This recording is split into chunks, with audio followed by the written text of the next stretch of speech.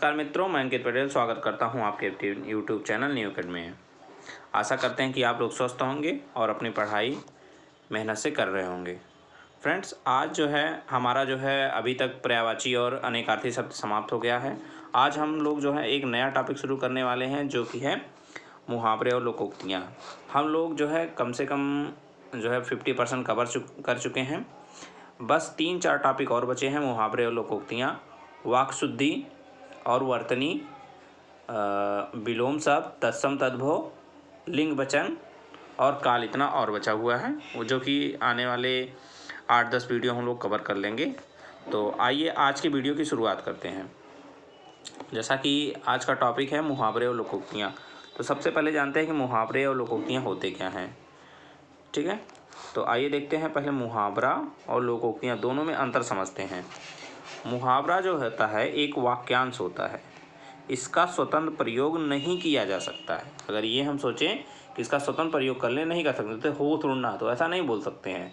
तो अगर हमको इसका प्रयोग करना है तो हमको इसका वाक्य में प्रयोग करके करना पड़ेगा। जैसे रमेश के होश उड़ गए, ऐसा करना पड़ेगा।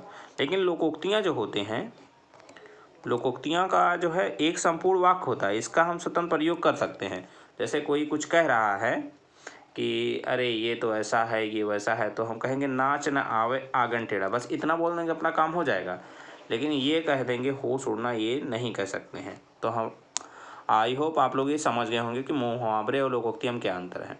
आजकल यहाँ से क्वेश्चन भी पूछा जा रहा है, 3-4 दे देगा, ठीक है, उसमें से पूछेगा लोकोक्तियाँ कौन है। जैसे दे देगा नाक का बाल होना, ठीक है, और अंधे की लाठी, होश उड़ जाना। एक दे देगा नाच न आवे आंगन टेढ़ा, तो आप क्या मारेंगे, नाच न आवे आंगन टेढ़ा क्या है, लोकोक्तियाँ हैं। लोकोक्तियों का और मुहावरे में एक अंतर और समझ लीजिए। ऐसा कहीं लिखा नहीं गया, लेकिन हम लोग देख सकते हैं कि लोकोक्तियाँ थोड़ा सा बड़ा होता है, मुहावरा छोटा होता है। एक पहचान बता रहे हैं, और ये क्वेश्चन आने वाले ट्रेंड में आ रहा है। ठीक है, कई एग्जाम में ये क्वेश्चन पूछा गया है। ठीक है, तो आइए आज की वीडियो की हम शुरुआत करते हैं। तो देखते हैं कि जैसे कि यहाँ पे है आँख से संबंधित 3 हैं, तो पहले तीनों को एक साथ देखते हैं क्या क्या है। जैसे आँख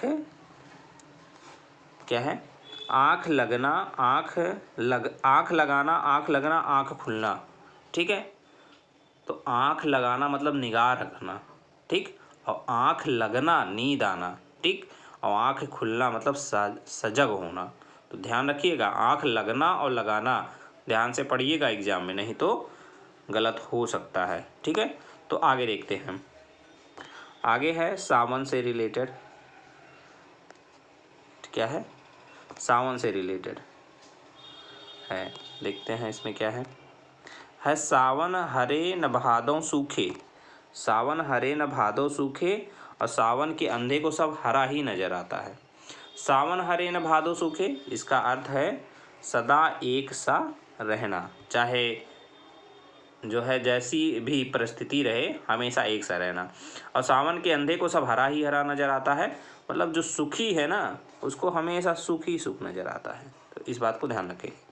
आगे देखते हैं, बैल न कूदे कूदे तंगी, बैल न कूदे कूदे तंगी।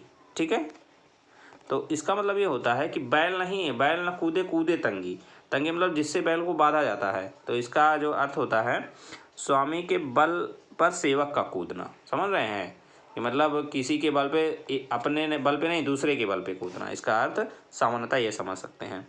दूसरा है डपोर शंख। डपोर शंख का है बेसिर पैर की बातें करने वाला। ठीक है, बिना सिर पैर की बातें करने वाला, जिसका कोई वो ना हो। जैसे कहें कि हम आकाश में, तो वो क्या नाम है, समुद्र वाली जहाज चला देंगे, समझ रहे हैं, उसका कोई वो भी नहीं है। इस हिसाब से जो बातें करते हैं उसको कहते हैं। फिर आगे है आँख का पानी ढल जाना, आँख का पानी ढल जाना, और उसी के साथ और देखते हैं घड़ों पानी पड़ना, आँख का पानी ढल जाना और घड़ों पानी पड़ना, और घड़ी में तोला घड़ी में मासा, तीनों को एक साथ समझते हैं। आँखों का पानी ढल जाना मतलब निर्लज्ज होना, निर्लज्ज मतलब जिसको लज्जा ही ना हो, और घड़ों पानी पड़ना मतलब लज्जित होना, और घड़ी में तोला घड़ी में मासा मतलब जरा सी बात पे खुश और जरा सी बात पे नाराज। तीनों एक साथ देखिएगा, तीनों में थोड़ा थोड़ा ही अंतर है। आँखों को पानी ढल जाना मतलब निर्लज्ज, मतलब जिसको लज्जा ही ना हो। ठीक है, आगे देखते हैं। आगे है आपका कान से रिलेटेड है, तो इसको भी एक ही साथ समझते हैं। ठीक, देखिए, कान भरना, कान फूकना, कान का कच्चा। कान भरना मतलब चुगली करना, और कान फूकना मतलब क्या होता है, दीक्षित करना। दीक्षित मतलब शिक्षा जो दी जाती है उसको, ठीक है, दीक्षित करना। और कान का कच्चा मतलब सुनी बात पर विश्वास कर लेना। ये होता है तीनों। तीनों में थोड़ा थोड़ा अंतर। भरना और फूकना वाला विशेष ध्यान रखिएगा, भरना और फूकना नहीं तो फिर दिक्कत हो सकती है। ठीक है, चलिए आगे देखते हैं। आगे है आँख में गड़ना और आँख की किरकिरी होना। आँख में गड़ना मतलब होता है किसी वस्तु को प्राप्त करने की लालसा, और आँख की किरकिरी मतलब अप्रिय होना। दोनों में अंतर है, गड़ना और किरकिरी होना, ध्यान रखिएगा। ठीक है, अब देखते हैं आगे है जूतम पैजर और जूतियों में दाल बांटना। दोनों का अर्थ होता है लड़ाई झगड़ा। जूतम पैजर, जूतियों में दाल बांटना। जूता से क्या होता है, लड़ाई झगड़ा होता है, वहाँ से रिलेट कर लीजिएगा। ठीक है, आगे देखते हैं। आगे है खेत रहना और दांत कटी रोटी।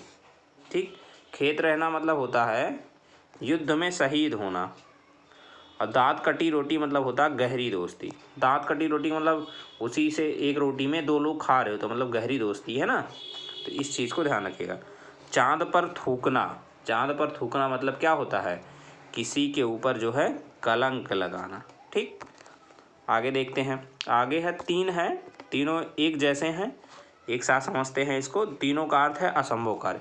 जैसे बालू से तेल निकालना, पानी से घी निकालना और खरगोश के सींग निकलना। ठीक, तीनों असंभव कार्य है। देख लीजिए, बालू से तेल नहीं निकल सकता, पानी से घी नहीं निकल सकता, और खरगोश के सींग कभी नहीं आता। तो इस चीज़ को ध्यान रखिएगा, तीनों का अर्थ क्या हो जाएगा, असंभव कार्य, इसलिए तीनों को एक जगह लिखा गया है। आगे देखते हैं। आगे है सिर से रिलेटेड, जैसे सिर खाना, सिर खपाना, सिर उठाना। ठीक, सिर खाना का अर्थ होता है अवांछित संवाद। सिर खाना मतलब जैसे कहीं पे जाते हैं, कोई बोल रहा है, उसका क्या है कि हमको मजबूरन सुन रहे हैं, तो अवांछित संवाद हो जाएगा। और सिर खपाना मतलब हो जाएगा सोच विचार करना, और सिर उठाना मतलब विरोध करना। ठीक है, आगे है सोने में सुगंध। सोने में सुगंध होना मतलब सुंदर वस्तु, सोना तो वैसे भी उसका कीमत ज़्यादा है, और उसमें अगर सुगंध हो तो और क्या बात है, समझ रहे हैं, सुंदर वस्तु में और गुण आ जाना। फिर आगे है जौहर खुलना। जौहर खुलना का अर्थ होता है भेद का खुल जाना। ठीक है, आगे है तिलांजलि देना। तिलांजलि देना, तिलांजलि देने का अर्थ होता है कि पूर्णता मुक्त करना। तिलांजलि आदमी कब देता है, अपने घर वालों को तिलांजलि, जब आदमी मतलब कोई जो है प्रियजन चला जाता है तो तिलांजलि दी जाती है, समझ रहे हैं, तो वहाँ से इसको रिलेट कर लीजिएगा। ठीक है, तो आगे देखते हैं। भाड़ झोंकना, सिर आँखों पर बिठाना, पानी न मांगना। ठीक, तो भाड़ झोंकना का मतलब होता है व्यर्थ समय नष्ट करना। क्या होता है, व्यर्थ समय नष्ट करना। और सिर आँखों बिठाना, हृदय से सेवा करना, आतिथ्य सत्कार करना। एक चीज़ है, आगे है पानी न मांगना मतलब होता तत्काल मर जाना, मतलब इतना कम समय मर जाना कि पानी भी नहीं मांग पाए। ठीक है, तो वहाँ से देख लीजिएगा। आगे है गए थे रोज़ा छुड़ाने, नमाज गले पड़ी। मतलब इसका अर्थ होता है उपकार करने गए थे, ठीक है, उपकार करने के बदले स्वयं को दुख भोगना पड़ना। ठीक है, समझ रहे, एक जैसे गए थे रोज़ा छुड़ाने, एक काम करने गए थे, लेकिन नमाज गले पड़ गई, समझ रहे हैं, तो और दिक्कत हो गई। ठीक, आगे देखते हैं। कौड़ी को ना पूछना, मतलब कौड़ी को ना पूछना मतलब धन को ना पूछना, मतलब आप अगर कुछ काम नहीं कर रहे हैं तो आप क्या हो जाएंगे, धन नहीं कमा रहे तो निकम्मे हो जाएंगे। ठीक, आगे है तालू से जीभ ना लगना। तालू से जीभ ना लगने का अर्थ क्या हो जाएगा, चुप ना रहना। तालू से जब हम चुप रहते हैं तो तालू से जीभ लग जाती है, जब नहीं लग रही तो मतलब लगातार बोल रहे हैं। ठीक, आगे है सुबह शाम करना। सुबह शाम करने का मतलब है टाल मटोल करना। टाल मटोल, अभी कर लेंगे, शाम को कर लेंगे, मतलब करने का मन नहीं है, टाल मटोल करना। ठीक, छाती पर मूंग दलना, ठीक है। छाती पर मूंग दलना मतलब पास रह के दुख देना, समझ रहे हैं। छाती पर मूंग दलने का मतलब छाती पर मूंग थोड़ा दलना है, मतलब काफ़ी कष्ट देना। हाथ ऊंचा होना, शैतान की याद और पगड़ी रख घीचक, तीनों को एक साथ समझते हैं। हाथ ऊंचा होना का मतलब अधिक उपकारी होना, मतलब दान दक्षिणा देने में हृदय बड़ा होना, समझ रहे हैं। ये बहुत कम लोगों का होता है, तो ऐसा होना चाहिए। दान मतलब अगर भगवान ने हमको दिया है तो हमको जो है ज़रूरतमंदों की मदद अवश्य करनी चाहिए अपने लाइफ में, ठीक है। शैतान की आंख लंबी वस्तु, ठीक। और पगड़ी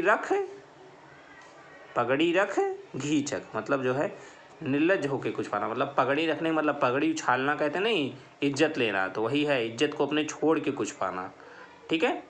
तो आज का वीडियो यहीं तक था। तो ठीक है फ्रेंड्स, आज का वीडियो यहीं तक रखते हैं। और वैसे भी ये जो मुहावरे और लोकोक्तियाँ हैं ये आसान टॉपिक होता है और इसका ओर छोर नहीं है, ठीक है।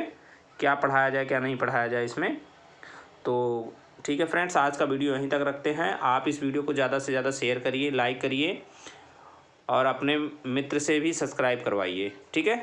अगर ये वीडियो उनके लिए हेल्पफुल है तो उनको ज़रूर बताइए, ठीक है फ्रेंड्स। तो आज का वीडियो यहीं तक रखते हैं, मिलते हैं कल एक नए टॉपिक के साथ। तब तक के लिए जय हिंद, जय भारत, वंदे मातरम।